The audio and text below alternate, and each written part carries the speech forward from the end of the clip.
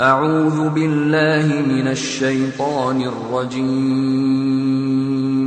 بسم الله الرحمن الرحيم. يسبح لله ما في السماوات وما في الأرض الملك القدوس العزيز الحكيم. هو الذي بعث في الأميين رسولا منهم يتلو عليهم آياته ويزكيهم ويعلمهم الكتاب والحكمة وإن كانوا من قبل لفي ضلال مبين. وآخرين منهم لما يلحقوا بهم وهو العزيز الحكيم. ذلك فضل الله يؤتيه من يشاء والله ذو الفضل العظيم. مثل الذين حملوا التوراة ثم لم يحملوها كمثل الحمار يحمل أسفارا بئس مثل القوم الذين كذبوا بآيات الله والله لا يهدي القوم الظالمين. قل يا أيها الذين هادوا إن زعمتم أنكم أولياء لله من ونؤمن به ونتوكل عليه ونعوذ بالله من شرور أنفسنا ومن سيئات أعمالنا. من يهده الله فلا مضل له ومن يضلل فلا هادي له. أشهد أن لا إله إلا الله وأن محمدا عبده ورسوله. أما بعد، يا أيها الذين آمنوا اتقوا الله حق تقاته ولا تموتن إلا وأنتم مسلمون. يا أيها الناس اتقوا ربكم الذي خلقكم من نفس واحدة وخلق منها زوجها وبث منهما رجالا كثيرا ونساء واتقوا الله الذي تساءلون به والأرحام إن الله كان عليكم رقيبا. يا أيها الذين آمنوا اتقوا الله وقولوا قولا سديدا يصلح لكم أعمالكم ويغفر لكم ذنوبكم ومن يطع الله ورسوله فقد فاز فوزا عظيما. فإن أصدق الحديث كتاب الله وخير الهدي هدي محمد صلى الله عليه وسلم وشر الأمور محدثاتها وكل محدثة بدعة وكل بدعة ضلالة وكل ضلالة في النار أو كما قال عليه الصلاة والسلام. அன்புக்குரிய அல்லாஹ்வின் நல்லடியார்களே, எங்களுடைய இந்த உலக வாழ்க்கையில் நிம்மதி, சந்தோஷம், இறைவன் பொருந்திக் கொள்கின்ற ஒரு வாழ்க்கையை நோக்கமாக கொண்டும் மறுமையில் மேலான சுவனத்தை அடைந்து கொள்ள வேண்டும் என்ற லட்சியத்தோடும் அல்லாஹுவை பயந்து தக்குவா செய்து நடந்து கொள்ளுமாறு எனக்கும் அப்பால் உங்களுக்கும் இந்த நல்ல தருணத்திலே வசியத்தை செய்து கொள்கின்றேன். அன்புக்குரிய அல்லாஹ்வின் நல்லடியார்களே, இன்றைய இந்த ஜும்மாவிலே ஒரு சில நாட்களுக்கு முன்னால் மினாவில் இடம்பெற்ற அந்த துக்ககரமான நிகழ்வோடு ஒட்டியதாக இன்றைக்கு இலங்கையிலே முஸ்லிம்களிடம் மிகப்பெரிய ஒரு பிரச்சனையாக அல்லது கொள்கை ரீதியான பிளவுகளை உண்டு பண்ணுவதில் சிக்கலான ஒரு அமைப்பாக கருதப்படுகின்ற ஷியாக்கள் மக்கா அதில் ஹஜ்ஜி செய்வது தொடர்பாக தங்களுடைய கொள்கையிலே மதத்திலே எவ்வாறான நம்பிக்கையோடு இருக்கிறார்கள் என்பது தொடர்பான சில கருத்துக்களை உங்களோடு இந்த ஜும்மாவிலே பகிர்ந்து கொள்ளலாம் என்று நினைக்கிறேன். அன்புக்குரிய அல்லாஹ்வின் நல்லடியார்களே, எங்களுக்கு தெரியும், மினாவில் இடம்பெற்ற அந்த சம்பவம் ஈரானில் இருந்து வேறு வேறு புனைப்பெயர்களிலே ஹஜ்ஜுக்கு செல்வதாக சவுதி அரேபியாவிற்குள் நுழைந்த ஈரானுடைய இராணுவத்தை சேர்ந்தவர்கள், அவர்களுடைய புரட்சிப்படையைச் சேர்ந்தவர்கள், உளவு பிரிவை சேர்ந்தவர்கள் மற்றும் ஆப்பிரிக்க நாடுகளில் ஒன்றான நைஜீரியாவில் இருக்கின்ற சிலரின் மூலமே அந்த நெரிசல் உண்டு பண்ணப்பட்டதாகவும் அவர்களில் அதிகமானவர்கள் பிடிபட்டிருப்பதாகவும் அவர்களுடனான விசாரணைகள் தற்போது நடைபெற்று வருவதாகவும் ஊடகங்கள் சொல்லிக் கொண்டிருக்கிறது. இந்த பின்னணியில்தான் ஷியாக்கள் என்று சொல்லக்கூடிய இன்றைய உலகத்திலும் சரி இலங்கை நாட்டிலும் சரி முஸ்லிம்களுக்கும் அவர்களுடைய கொள்கைகளுக்கும் அவர்களுடைய இருப்புக்கும் பொருளாதாரத்திற்கும் அவர்களுடைய ஏனைய உடைமைகளுக்கும் அச்சுறுத்தலாக திகழ்கின்ற அந்த அமைப்பை பற்றி தெரிந்து கொள்ள வேண்டியது இன்றைய காலகட்டத்தில் வாழக்கூடிய முஸ்லிம்களுடைய கடமையாக இன்றியமையாத ஒன்றாக இருக்கிறது. இமாம் அஹ்மது இப்னு ஹம்பல் ரஹிமுல்லா அவர்களிடம் அவருடைய மாணவர் கேட்கிறார், இமாம் அவர்களே, ஒருவர் நோன்பு நோக்கிறார், ஜக்காத்து கொடுக்கிறார், இன்ன பிற அமல்களையும் செய்கிறார். மற்றவர் இந்த அமல்களை செய்து கொண்டு ஏனைய இஸ்லாத்திற்கு எதிரான குழுக்களை பற்றி அறிந்து கொள்கிறார், அவர்களை மக்களுக்கு அறிமுகப்படுத்தி எச்சரிக்கை செய்வதில் ஈடுபடுகிறார். இவரில் யார் சிறந்தவர் என்று கேட்கிறார்கள். கேட்டபோது இமாம் அஹ்மது இப்னு ஹம்பல் ரஹிமுல்லா அவர்கள் சொல்கிறார்கள், இரண்டாவது நீங்கள் குறிப்பிட்ட அந்த நபர்தான் சிறந்தவர். ஏனென்றால் அவர் தன்னுடைய அமல்களையும் பார்த்து கொள்கிறார், மற்றவர்களுடைய அமல்கள் சீர்கடாமல் இருப்பதற்கு வழி சமைக்கிறார் என்று குறிப்பிடுகிறார்கள். அண்மையிலே இலங்கை நாட்டை பொறுத்தவரைக்கும் மிக நீண்ட காலமாக தௌஹீத் பிரச்சார களத்தில் இருக்கின்ற எமது சகோதரர்கள் இஸ்லாத்தை மக்களுக்கு மத்தியில் தூய வடிவில் எத்தி வைக்க வேண்டும் என்று முனைப்பு காட்டியது மாத்திரமல்லாமல் இஸ்லாத்திற்கு எதிரான கொள்கைகளை அறிமுகப்படுத்துவதிலும் மிக நீண்ட காலமாக ஈடுபாடு காட்டி வந்திருக்கிறார்கள். இந்த ஷியாக்களை பற்றிய அறிமுகமும் முஸ்லிம்களுக்கு மத்தியிலே, அதாவது தௌஹீத்வாதிகளுக்கு மத்தியிலே நீண்ட காலமாக அறிமுகப்படுத்தப்பட்டு வந்திருக்கிறது. நிறைய நூல்கள் எமது சகோதர உலமாக்களால் அதிலே எழுதப்பட்டிருக்கிறது. தமிழ் மொழியிலும் ஒரு சில நூல்கள் வெளிவந்திருக்கின்றன.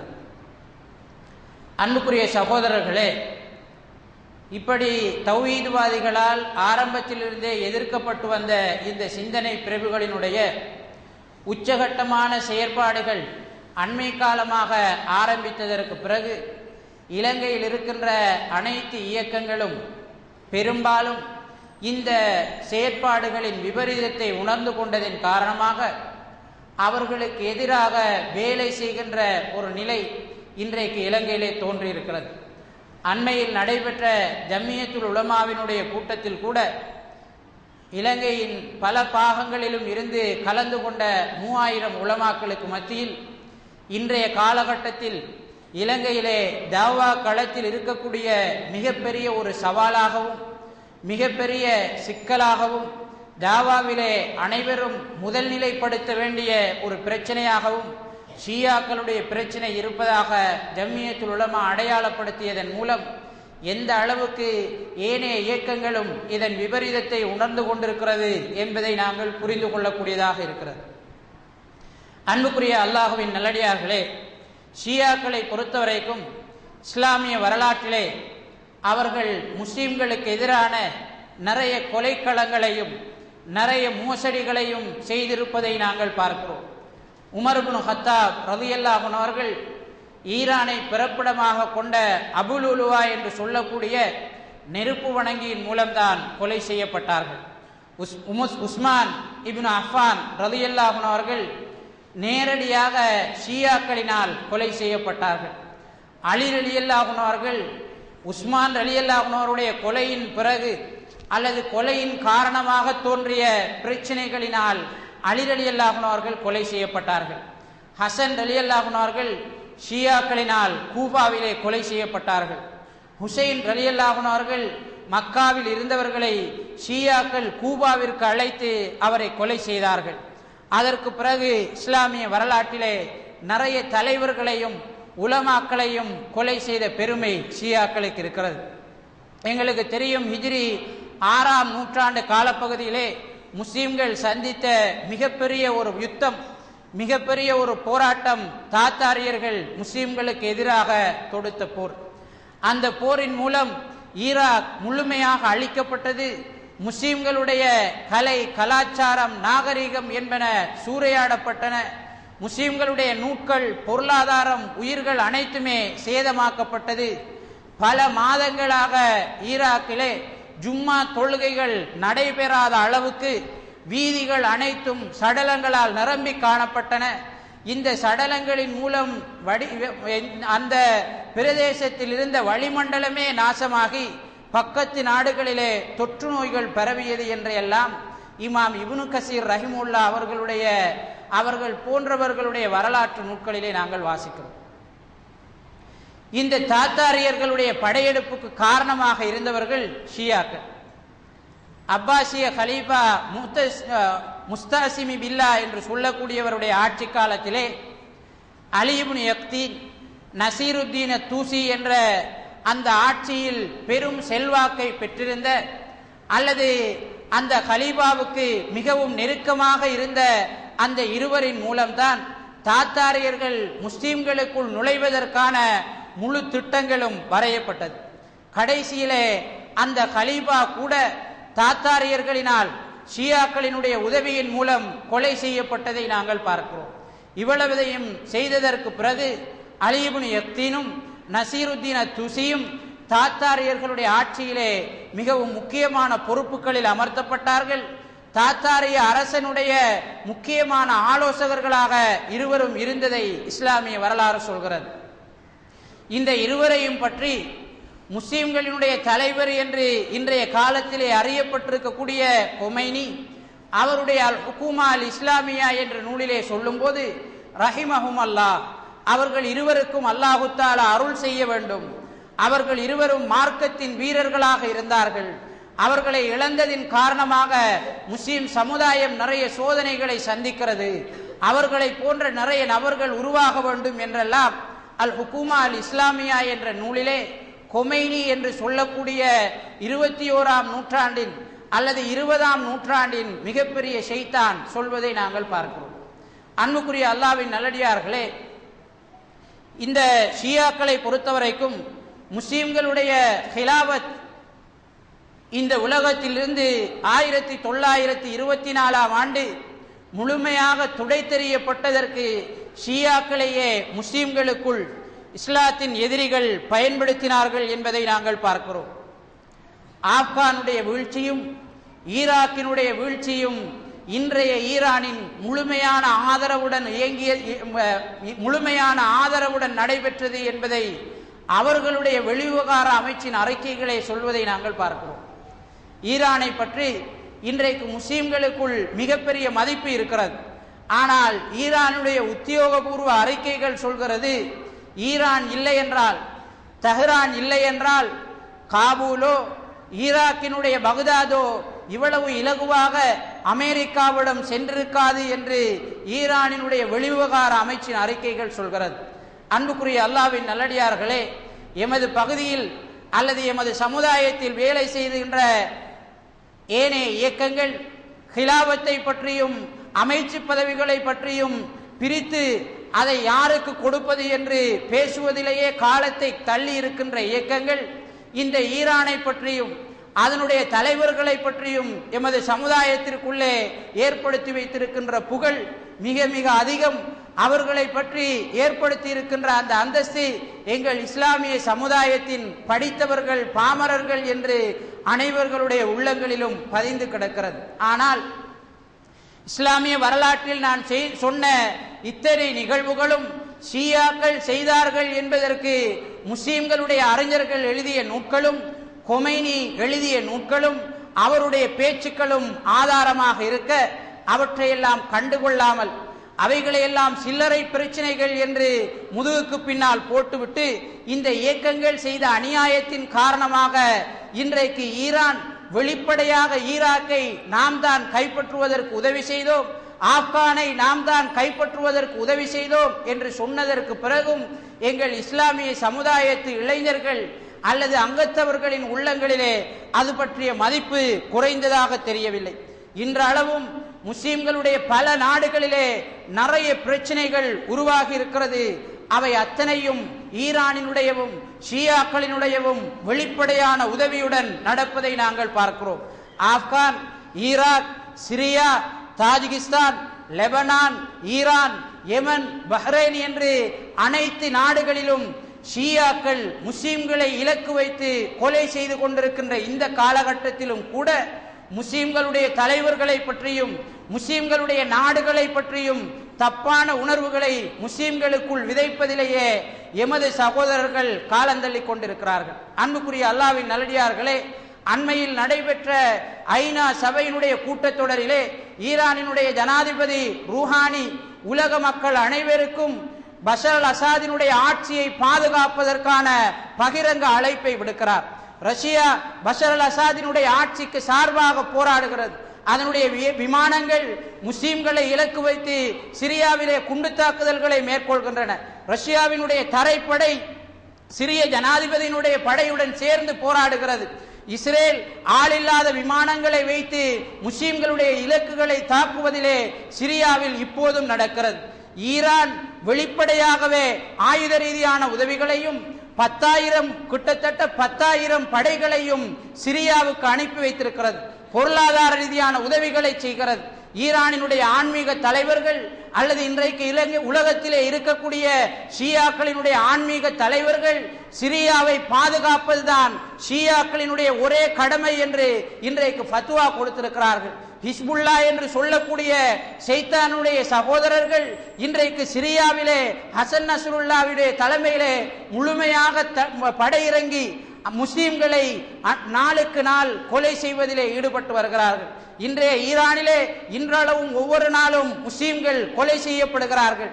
யூதர்களுக்கென்று 200க்கும் அதிகமான வணக்க ஸ்தலங்கள் ஈரானினுடைய தலைநகரத்திலே இருந்த போதிலும் கூட முஸ்லிம்கள் தொழுவதற்கு ஒரே ஒரு ஜும்மா பள்ளி கூட இல்லாத நிலைமை இன்றைய ஈரானிலே இருக்கிறது. இத்தனைக்கும் அது இஸ்லாமிய குடியரசு என்றும் முஸ்லிம்களை பாதுகாக்க வேண்டும் என்றும் ஹஜ் உம்ரா செய்வதை சரியான அடிப்படையில் செய்ய வேண்டும் என்றும் முஸ்லிம்கள் ஒற்றுமையாக இருக்க வேண்டும் என்றும் வெளிப்படையாக பிரச்சாரம் செய்வதையும் அமெரிக்காவுக்கு மரணம் உண்டாகட்டும், இஸ்ரேல் மரணிக்கட்டும், அல்லாஹ்வினுடைய எதிரிகளுக்கு சாபம் உண்டாகட்டும் என்று கோஷங்களை எழுப்புவதையும் நாங்கள் பார்க்கிறோம். அன்புக்குரிய அல்லாஹ்வின் நல்லடியார்களே, இந்த கோஷங்களில் பலர் மயங்கி போனார்கள். இந்த அண்மையில் நடைபெற்ற ஐநா கூட்டத்தொடரில் ரூஹானி இந்த கோஷத்தை பற்றி பேசியிருக்கிறார். ஈரானுடைய ஜனாதிபதி அவர் சொல்கிறார், இது வெறும் கோஷம் தானே தவிர போராட்டத்திற்கான அழைப்பு கிடையாது என்கிறார். அல் மௌத்துலி அமெரிக்கா, அல் மௌத்துலி இஸ்ராயில், இஸ்ராயில் மரணிக்கட்டும், அமெரிக்கா அழிந்து போகட்டும் என்ற எங்களுடைய வார்த்தைகள் ஷிஆருனா லைஸ தஅவத்தன் லில் ஹர்ப், இது எங்களுடைய கோஷம் தானே தவிர எங்களுடைய பெனர் தானே தவிர அமெரிக்காவுக்கும் இஸ்ரேலுக்கும் எதிராக போராடுமாறு நாங்கள் அழைக்கவில்லை என்று வெளிப்படையாக ரூஹானி இன்றைக்கு அறிவித்திருப்பதை நாங்கள் பார்க்கும்போது எந்த அளவுக்கு முஸ்லிம்களுக்கு எதிரான திட்டமிட்ட நகர்வுகளை இவர்கள் செய்கிறார்கள் என்பதை நாங்கள் புரிந்து கொள்ளக்கூடியதாக இருக்கிறது. யெமனிலே அஹ்லு சுன்னாக்கள் அழிக்கப்படுகிறார்கள், ஷியாக்கள் தான் அழிக்கிறார்கள். ஈராக்கிலே அழிக்கப்படுகிறார்கள், ஈரானிலே அழிக்கப்படுகிறார்கள், சிரியாவிலே அழிக்கப்படுகிறார்கள், தாஜிகிஸ்தானிலே அழிக்கப்படுகிறார்கள், லெபனானிலே அழிக்கப்படுகிறார்கள். அத்தனையும் ஷியாக்களின் மூலமே மேற்கொள்ளப்படுகிறது என்பதை பார்க்கும்போது இன்றைய காலகட்டத்தில் இஸ்லாமிய வரலாற்றின் நெடுகிலும் முஸ்லிம்களுடைய முதல் எதிரியாக திகழ்பவர்கள் ஷியாக்களாகவே இருக்கிறார்கள். இமாம் சலாஹுத்தீன் அய்யூபி ரஹிமுல்லா அவர்கள் திமஷ்கிலே ஷியாக்களுக்கு எதிராக, இன்று இருக்கின்ற சிரியாவிலே ஷியாக்களுக்கு எதிராக போராடுவதற்கு படை நடத்தி செல்கிறார்கள். அப்போது சிலர் அவரிடம் சொல்கிறார்கள், எங்களுடைய முதலாவது கிபிலா யூதர்களுடைய ஆக்கிரமிப்புக்கு கீழ் இருக்கிறது, பலஸ்தீனை யூதர்கள் கைப்பற்றி இருக்கிறார்கள், பைத்துல் மக்திஸை யூதர்கள் கைப்பற்றி இருக்கிறார்கள். இப்படி இருக்கும்போது எமது சகோதரர்களாக இருக்கின்ற முஸ்லிம்களுடைய ஒரு அங்கம் போன்று இருக்கின்ற இந்த ஷியாக்களுக்கு எதிராக நீங்கள் ஏன் போராட வேண்டும்? யூதர்களுக்காக அல்லவா நீங்கள் போராட வேண்டும்? யூதர்களுக்கு எதிராக அல்லவா நீங்கள் போராட வேண்டும்? முஸ்லிம்களுடைய முதலாவது கிப்லாவை மீட்பதற்காக அல்லவா நீங்கள் போராட வேண்டும் என்று முஸ்லிம்களுடைய வரலாற்று தலைவன் பல போராட்ட களங்களிலே முஸ்லிம்களுக்கு வெற்றிகளை பெற்றுக் கொடுத்த அந்த சலாஹுத்தீன் அய்யூபி ரஹிமுல்லா அவர்களிடம் சொல்கிறார்கள். அப்போது அவர்கள் சொன்ன ஒரு வார்த்தை இன்றளவுக்கும் முஸ்லிம்களுக்கு மத்தியிலே எந்த அளவு உண்மையானது என்பதை பிரதிபலித்துக் கொண்டிருக்கிறது. அவர் சொல்கிறார், நான் யூதர்களுக்கு எதிராக போராடும் போது என் முதுகிலே வந்து ஷியாக்கள் குத்துவதற்கு நான் அவர்களுக்கு இடம் கொடுக்க மாட்டேன். முதலிலே ஷியாக்களை நான் முடிப்பேன், அதற்கு பிறகு யூதர்களை பார்த்துக் கொள்ளலாம் என்று சொல்கிறார்கள். முதலிலே ஷியாக்களுக்கு எதிராக அவர்கள் படையெடுத்து வெற்றி கண்டார்கள், அதற்கு பிறகு பலஸ்தீனை கைப்பற்றினார்கள் என்பதை வரலாற்றிலே நாங்கள் பார்க்கிறோம்.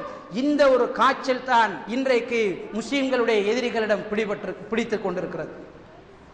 ஹசன் நஸ்ருல்லா பேசும்போது சிரியாவினுடைய வீழ்ச்சி எல்லோருக்கும் ஆபத்தானது என்று சொல்கிறார்.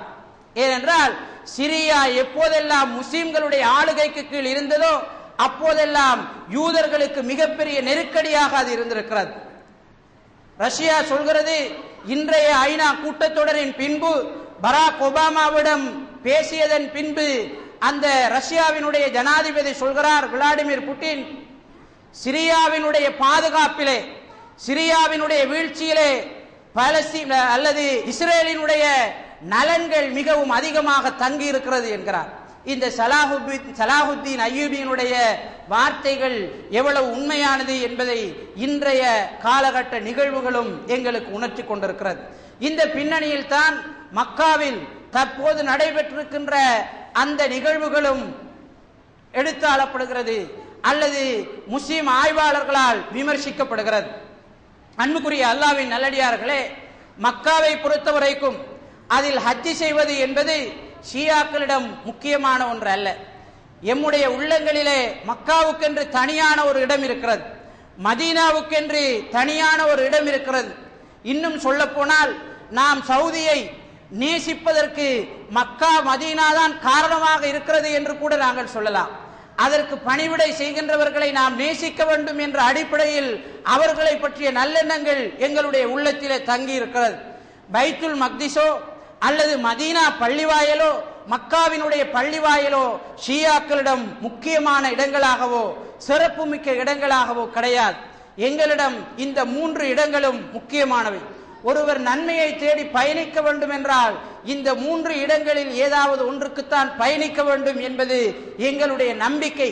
ஆனால் ஷியாக்களை பொறுத்தவரைக்கும் இமாம் ஹுசைன் ரலியல்லாஹு அன்ஹுடைய கபரடியும் அலி ரலியல்லாஹு அன்ஹுடைய கபரடியும் அவர்கள் சொல்லுகின்ற அவர்களுடைய இன்னபிற அறிஞர்களுடைய கபரடியும் தான் அவர்களிடம் இருக்கின்ற முக்கியமான தளங்களாகவும் அவர்களிடம் இருக்கின்ற முக்கிய இடங்களாகவும் அவர்களுடைய நூல்கள் எங்களுக்கு சொல்லுவதை நாங்கள் பார்க்கிறோம். அது தொடர்பாக வந்திருக்கக்கூடிய சில அறிவிப்புகளை நாங்கள் பார்த்தால், குலைனி என்று சொல்லக்கூடியவர் எழுதியிருக்கக்கூடிய அல் காவி என்ற நூலிலே பதிவு செய்யப்பட்டிருக்கிற ஒரு அறிவிப்பை பாருங்கள். யார் ஒருவர் ஹுசைனுடைய கபரை அவருக்கு செலுத்த வேண்டிய கடமைகளை அறிந்து கொண்டு அல்லாஹு தஆலா கடமையாக்கிய அந்த ஹஜ்ஜுடைய பெருநாள் தினம் அல்லாத வேறு தினத்திலே சந்திக்கிறாரோ, அந்த கபரை சந்திக்கிறாரோ, அவருக்கு 20 ஹஜ்ஜுகளும் ஏற்றுக்கொள்ளப்பட்ட 20 உம்ராக்களும் செய்த நன்மை கிடைக்கிறது என்று சொல்கிறார். அது மாத்திரமா, யார் அல்லாஹு தஆலா விதியாக்கிய அந்த பெருநாள் தினத்தில் இந்த கபரடியை சந்திக்கிறாரோ அவருக்கு 100 உம்ராவும் 100 ஏற்றுக்கொள்ளப்பட்ட ஹஜ்ஜுகளும் செய்த நன்மை கிடைக்கிறது என்று சொல்கிறார். தொடர்ந்து சொல்கிறார், யார் அரபா தினத்தில் அந்த கபரடியை சந்திக்கிறாரோ அவருக்கு 1000 ஏற்றுக்கொள்ளப்பட்ட ஹஜ்ஜுகளும் 1000 ஏற்றுக்கொள்ளப்பட்ட உம்ராக்களும் ரசூல் ஸல்லல்லாஹு அலைஹி வஸல்லம் அவர்களுடன் அல்லது வேறு ஒரு இமாமுடன் 1000 போராட்ட களங்களில் போராடிய நன்மைகளும் அவருக்கு கிடைக்கிறது என்று சொல்கிறார். வேறொரு அறிவிப்பை நாங்கள் பார்க்கிறோம். ஷியாக்களினுடைய ஒரு இமாம் சொல்வதாக அவர்களுடைய பிஹாருல் அன்வார் என்று சொல்லக்கூடிய நூலிலே பதிவு செய்யப்பட்டிருக்கக்கூடிய ஒரு அறிவிப்பு, லவ் அன்னி ஹத்தஸ்துக்கும் பிஃபத்லி ஜியாரத்தில் ஹுசைன் வ பிஃபத்லி கப்ரிஹி, ஹுசைன் ரலியல்லாஹு அன்ஹு அவர்களை சந்திப்பது அவருடைய கபரை ஜியாரத் செய்வதனுடைய சிறப்புகளை நான் உங்களுக்கு சொன்னால் நீங்கள் ஹஜ்ஜை கண்டிப்பாக விட்டுவிடுவீர்கள், உங்களில் யாரும் ஹஜ் செய்ய மாட்டீர்கள் என்று நான் நினைக்கிறேன்.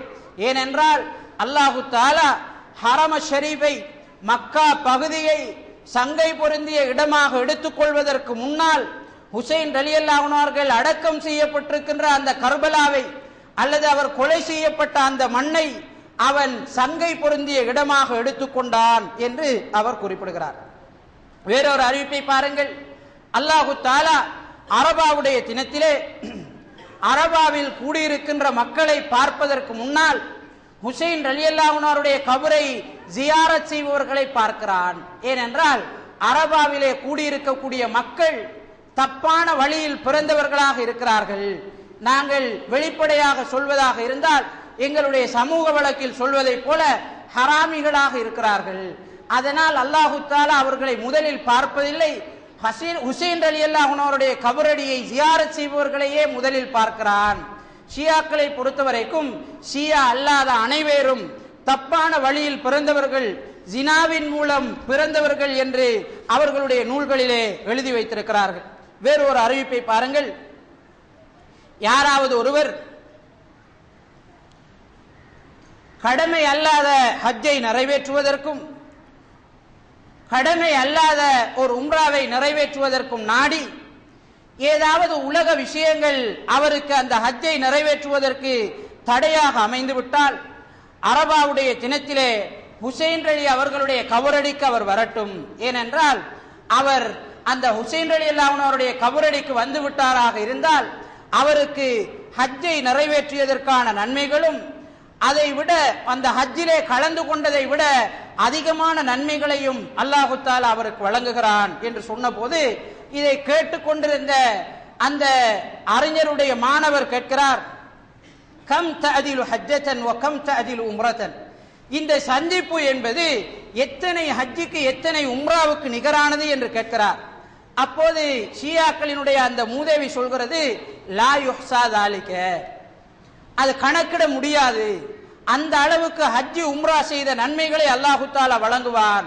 அப்போது அவர் சொல்கிறார், 100 ஹஜ்ஜு அல்லது 100 உம்ரா செய்த நன்மை கிடைக்குமா என்று சொன்னபோது இல்லை இல்லை, அதைவிட அதிகமாக இருக்கும். 1000 ஹஜ்ஜுகள் செய்த நன்மை கிடைக்குமா?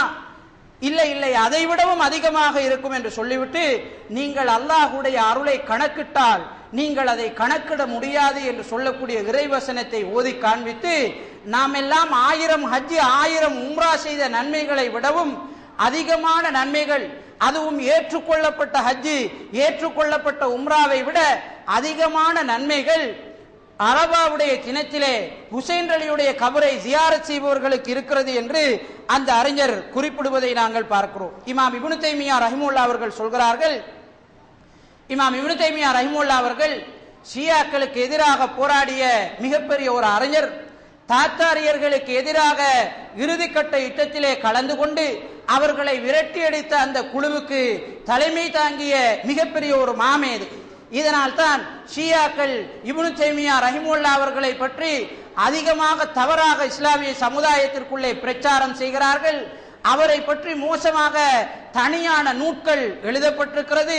யூதர்கள் ஊடகத்துறையிலே அதிகமாக ஆக்கிரமிப்பு செலுத்துவதன் காரணமாக அவர்களுடைய அண்ணன்களான ஷியாக்களினுடைய நூல்களையும் கருத்துக்களையும் அதிகமாக ஊடகங்களிலே விதைப்பதில் கவனம் செலுத்தி இருக்கிறார்கள். அதனால் முஸ்லிம் சமுதாயத்திற்குள்ளே பல இயக்கங்கள் அதனால் தாக்கப்பட்டிருக்கிறது.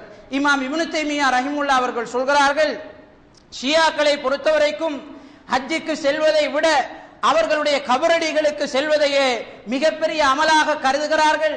அல்லாஹு தஆலாவுடைய இல்லத்தை தவாப் செய்வதை விட கபரடிகளை தவாப் செய்வதையே மிகவும் சிறந்த அமலாக கருதுகிறார்கள். அல்லாஹு தஆலாவை மட்டும் வணங்குவதை விட அவர்களுடைய இமாம்களையும் சேர்த்து வணங்குவதையே மிகப்பெரிய அமலாக கருதுகிறார்கள் என்று இமாம் இப்னு தைமியா ரஹிமஹுல்லாஹ் அவர்கள் குறிப்பிடுவதை நாங்கள் பார்க்கிறோம். அன்புக்குரிய அல்லாஹ்வின் நல்லடியார்களே, ஷியாக்கள் ஹுசைன் ரலியல்லாஹு அன்ஹு அவருடைய கபரடியை ஜியாரத் செய்வதற்கு சொல்லக்கூடிய அந்த நன்மைகளை பற்றிய அறிவிப்புகளை நாங்கள் பார்த்தால் இன்றைக்கு இந்த ஹுத்பா போதாது, அல்லது பல மணி நேரங்கள் அவர்களுடைய அறிவிப்புகளை மாத்திரம் வாசித்துக் கொண்டிருக்கக்கூடிய அளவுக்கு நிறைய சிறப்புகளை ஷியாக்கள் ஹுசைன் ரலியல்லாஹு அன்ஹு அவருடைய கபரடியை ஜியாரத் செய்வதற்கு சொல்வதை நாங்கள் பார்க்கிறோம். அபுல் ஜாரூத் என்று சொல்லக்கூடியவருடைய ஒரு அறிவிப்பிலே அவருடைய இமாம் சொன்னதாக அவர் சொல்கிறார். அல்லாஹு தஆலா மக்காவை சிறப்பு பொருந்திய இடமாக எடுப்பதற்கு முன்னால், மக்காவை சங்கை பொருந்திய ஒரு இடமாக எடுப்பதற்கு முன்னால் அல்லாஹு தஆலா கர்பலாவை,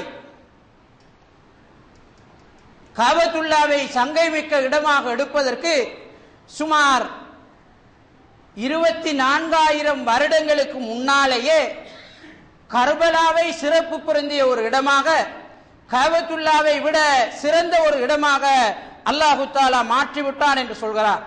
இன்னும் ஒரு அறிவிப்பிலே அல்லாஹு தஆலா காபத்துல்லாவை படைப்பதற்கு 24,000 வருடங்களுக்கு முன்னாலேயே ஹுசைன் அவர்கள் மரணித்த அந்த கர்பலாவை படைத்ததாகவும், அதை அல்லாஹு தஆலா தூய்மைப்படுத்தியதாகவும், அதிலே அல்லாஹு தஆலா அருள் செய்ததாகவும், இன்றளவும் அது அல்லாஹுவால் தூய்மைப்படுத்தப்பட்டதாக இருந்து கொண்டே இருக்கிறது என்றும், நாளை மறுமை வரைக்கும் அது இருக்கும் என்றும், இல்லை இல்லை சுவனத்தில் சிறப்பு பொருந்திய மிக முக்கியமான ஒரு இடமாக கர்பலா இருக்கும் என்றும் அவருடைய நூலிலே, அவருடைய அந்த அறிவிப்பில் அவர் பதிவு செய்திருப்பதை நாங்கள் பார்க்கிறோம். அன்புக்குரிய அல்லாஹ்வின் நல்லடியார்களே, காபத்துல்லா என்று சொல்லக்கூடிய அந்த அல்லாஹுவினுடைய மாளிகை அமைந்திருக்கக்கூடிய அந்த பூமி ஒரு தடவை மக்களை பார்த்து சொன்னதாம், மன் மிஸ்லி, என்னை போன்று இந்த உலகத்தில் யார் இருக்கிறார்?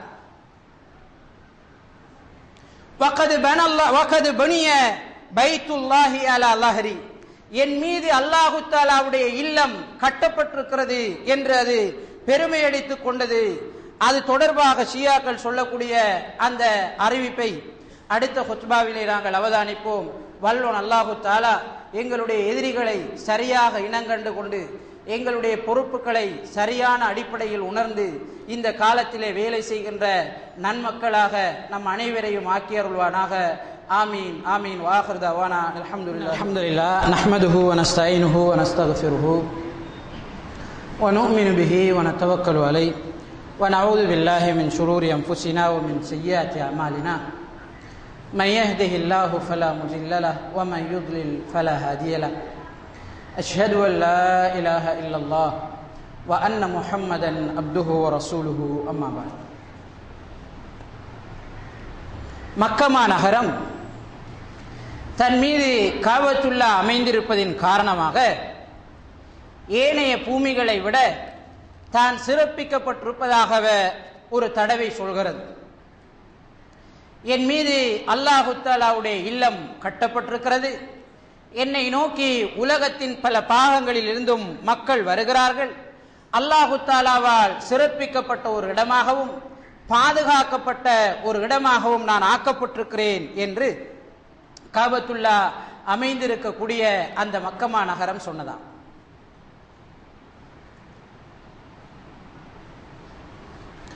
அப்போது அல்லாஹு தஆலா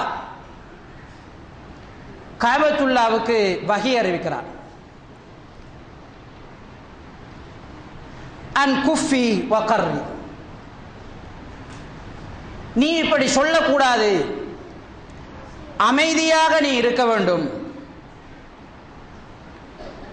கர்பலாவை நான் சிறப்பித்ததோடு உனக்கு வழங்கி இருக்கின்ற சிறப்புகளை ஒப்பிட்டால், ஒரு கடலில் ஒரு ஊசியை நுழைத்து அந்த ஊசியை வெளியில் எடுக்கும் போது அந்த ஊசியின் நுனியிலே எவ்வளவு நீர் ஒட்டி கொள்ளுமோ அந்த அளவுக்குத்தான் நான் உன்னை சிறப்பித்திருக்கிறேன்.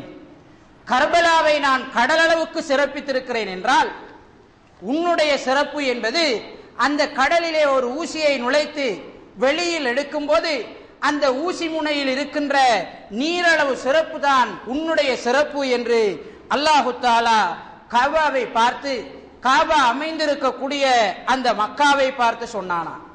மேலும் சொல்கிறார்கள், வலவுலா துர்பத்து கர்பலா மா ஃபதல்துகி, கர்பலா அமைந்திருக்கக்கூடிய அந்த மண் இல்லை என்றால் உன்னை நான் சிறப்பித்திருக்க மாட்டேன். கர்பலா பொதிந்திருக்கக்கூடிய சிறப்புகள் இல்லை என்றால் உன்னை நான் படைத்திருக்க மாட்டேன். கர்பலாவை நான் சிறப்பித்திருக்கவில்லை என்றால் நீ உன் மீது இருக்கக்கூடிய இந்த காபத்துல்லாவை கூட நான் படைத்திருக்க மாட்டேன். எனவே அமைதியாக கர்பலாவுக்கு அடிமையாக அதனுடைய சிறப்புகளை ஏற்றுக்கொண்டவனாக நீ இருக்க வேண்டும். அதை நீ வெறுக்கக்கூடாது. அதைவிட நீ பெருமை அடித்துக் கொள்ளக்கூடாது. இப்படி நீ இருக்கவில்லை என்றால் உன்னை நான் கோபிப்பேன், உன்னை நரகத்திலே நான் போட்டு விடுவேன் என்று அல்லாஹு தஆலா காபாவை பற்றி சொன்னதாக கேடுகட்ட ஷியாக்கள் தங்களுடைய நூல்களிலே பதிவு செய்து வைத்திருப்பதை நாங்கள் பார்க்கிறோம். அன்புக்குரிய அல்லாஹ்வின் நல்லடியார்களே, இவ்வாறான அறிவிப்புகள் ஷியாக்களுடைய நூல்களிலே அதிகமாக இருக்கிறது. உலகத்தில் வாழக்கூடிய ஒவ்வொரு குழுவும் ஒவ்வொரு மதமும் சிந்தனை பிரிவுகளும் தங்களுக்கென்று இறுதியான ஒரு மீட்பாளர் வருவார் என்று நம்பி இருக்கிறார்கள். முஸ்லிம்களை பொறுத்தவரைக்கும் முஹம்மது இப்னு அப்துல்லா அல்லது அஹ்மத் இப்னு அப்துல்லா என்று சொல்லக்கூடிய மஹதி என்பவர் வருவார் என்று முஸ்லிம்கள் நம்புகிறார்கள். கிறிஸ்தவர்களை பொறுத்தவரைக்கும் இறுதி மீட்பாளராக இயேசு வருவார், ஈசா அலைஹிஸ்ஸலாம் அவர்கள் வருவார்கள் என்று நம்புகிறார்கள். யூதர்களும் ஒரு இறுதி மீட்பாளரை நம்புகிறார்கள். ஷியாக்களினுடைய சில குழுக்களும் ஒரு இறுதி மீட்பாளரை நம்புகிறார்கள். இன்றைய ஈரானை அடிப்படையாக கொண்டு இயங்கக்கூடிய ராபிதாக்களும் அதாவது ஷியாக்களும் ஒரு இறுதி மீட்பாளர் தங்களுக்கு இருப்பதாக சொல்கிறார்கள். அவருடைய பெயர் முஹம்மது இப்னுல் ஹசன் அல் அஸ்கரி என்றும் அவரே வரக்கூடிய மஹ்தி என்றும் தங்களுடைய 12வது இமாம் என்றும் இன்றளவும் அவர் சர்தாவிலே உயிர் வாழ்ந்து கொண்டிருப்பதாகவும் அவருடைய வயது 1200 தாண்டுவதாகவும் அல்லாஹு தஆலா நாடும் காலம் வரைக்கும் அவர் உயிர் வாழ்வார் என்றும் இந்த உலகம் அழிவதற்கு முன்னால் இந்த உலகத்திற்கு அவர் வருவார் என்றும் ஷியாக்களை ரட்சிப்பார் என்றும் ஷியாக்களுக்கு எதிரானவர்களுடன் போராடுவார் என்றும் ஷியாக்கள் தங்களுடைய நூல்களிலே அறிவிப்பு செய்திருக்கிறார்கள். தங்களுடைய பேச்சுக்களிலும் தங்களுடைய கூட்டங்களிலும் அல்லாஹு தஆலாவிடம் இந்த மஹ்தியின் வரவை துரிதப்படுத்துமாறு ஷியாக்கள் பிரார்த்தனை செய்து கொண்டே இருக்கிறார்கள். அன்புக்குரிய அல்லாஹ்வின் நல்லடியார்களே, இந்த ஷியாக்களினுடைய மஹ்தியின் மிக முக்கியமான அமல்களில் ஒன்று என்ன தெரியுமா? காபத்துல்லாவை உடைப்பது.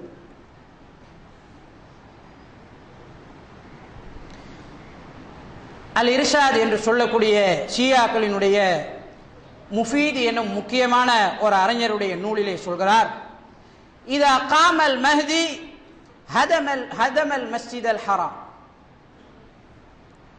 எங்களுடைய மஹ்தி வந்தால் காபத்துல்லாவை உடைத்து விடுவார். கர்பலா மட்டும்தான் இந்த உலக முஸ்லிம்களுடைய கிபிலாவாக இருக்கும்.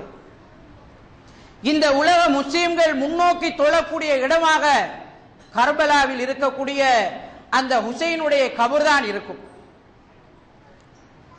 காபத்துல்லா, மக்காமு இப்ராஹிம் என்கிற இடங்கள் எல்லாம் உடைக்கப்படும். மஸ்ஜிது நபவியை உடைத்து விடுவார். அஹ்லு சுன்னாக்களில் யாரெல்லாம் அந்த மஹ்திக்கு ஆதரவு வழங்கவில்லையோ, அவருடைய கருத்துக்களை ஏற்றுக்கொள்ளவில்லையோ அவர்களெல்லாம் கொலை செய்யப்படுவார்கள். ஈரானினுடைய முன்னாள் ஜனாதிபதி அஹ்மத் நஜாதி அவர்கள் உலகத்திலே ஷியாக்களை வளர்த்தவர்களில் மிக முக்கியமான ஒரு நபர். அவர் தன்னுடைய ஒரு சொற்பொழிவிலே சொல்கிறார், எங்களுடைய இன்றைய காலகட்டத்தின் பொறுப்பு என்ன தெரியுமா? மஹ்தி வருவதற்கான வழியை நாங்கள் செப்பனிட வேண்டும் என்று சொல்கிறார்.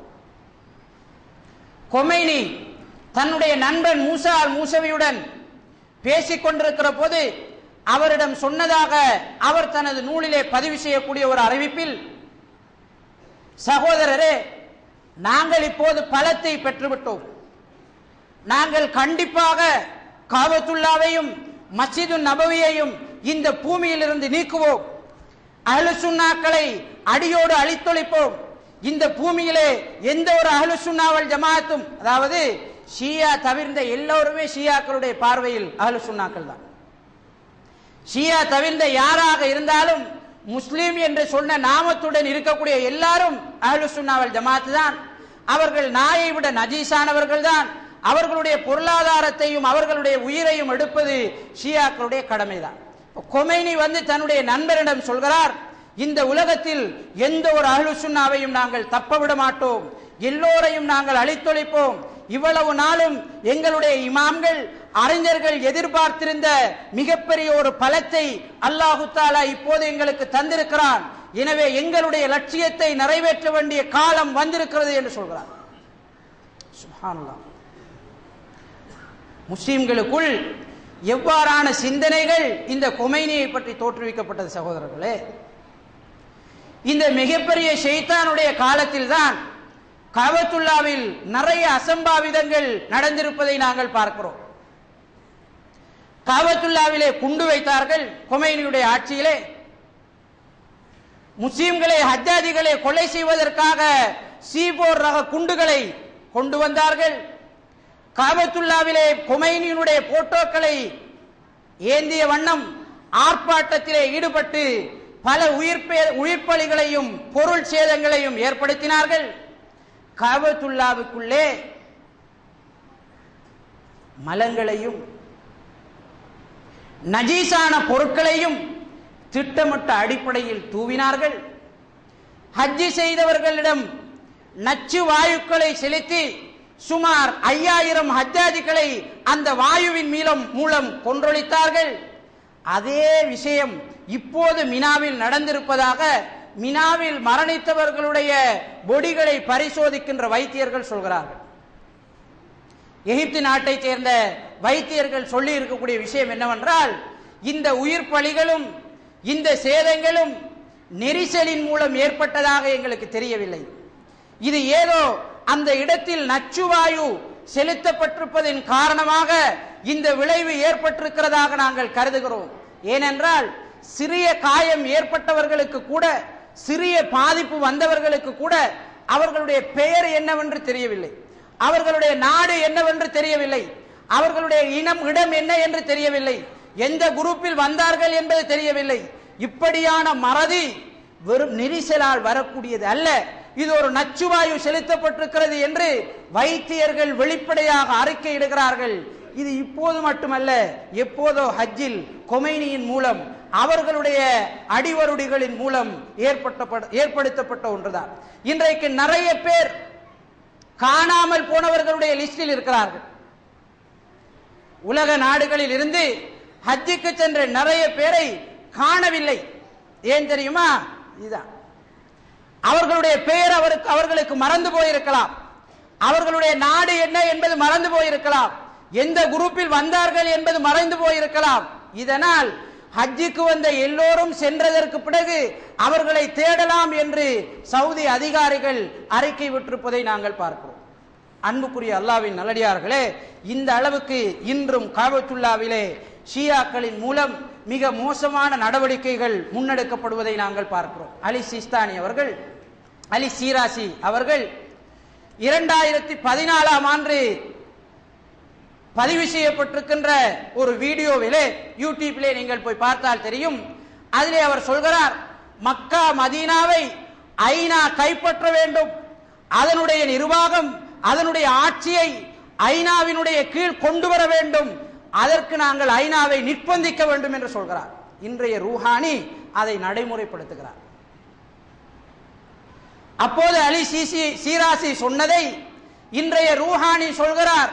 சவுதி அரேபியா மக்கா மதீனாவை அல்லது ஹஜ்ஜாஜிகளை நிர்வகிப்பதற்கு பொருத்தமற்ற ஒன்று, இதை எல்லா நாடுகளும் இணைந்த ஒரு கூட்டான ஒரு குழு உருவாக்கப்பட்டு அவர்களுக்கு ஹஜ்ஜினுடைய நிர்வாகமும் முக்கிய தலங்களுடைய நிர்வாகமும் வழங்கப்பட வேண்டும், அவர்களுக்கு கீழே அது நிர்வகிக்கப்பட வேண்டும் என்று ரூஹானி சொல்கிறார்.